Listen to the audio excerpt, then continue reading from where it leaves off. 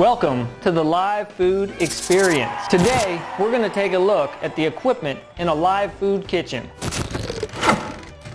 Blenders. We got blenders. The blender is one of the most important investments in a live food kitchen. A high-powered blender is critical, and both the Vitamix and the Blend-tec are high-powered blenders. So, how do you choose which blender is right for you? This Vitamix model is equipped with an on and off switch, a variable and high switch, and the variable control knob.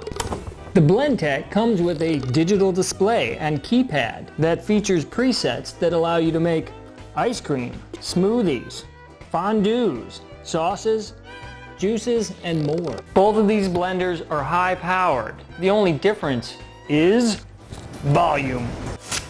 At 8 cups, the Vitamix has twice the capacity of the 4-cup Blendtec container. The Vitamix is a little taller and bulkier, so keep that in mind when purchasing your blender. Do you have the storage space to accommodate the Vitamix? Blades are another difference between the Vitamix and the K-tec. So the Vitamix has 2 different blades available, a wet and a dry. So potentially you need 2 containers.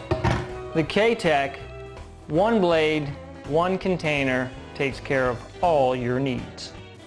There's other blenders out there, but the Blendtec and the Vitamix are the most popular in the live food community. Taking all this into consideration, choose the blender that works best for you.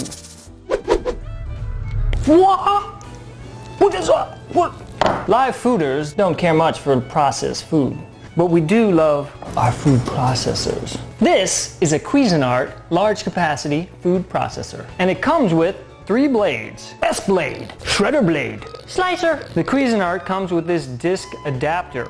Let's show you how it works. The adapter attaches to the discs, like so.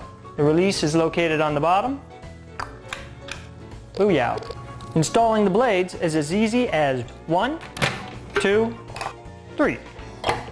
There are many other food processors available on the market. Shop around and find the best one for you.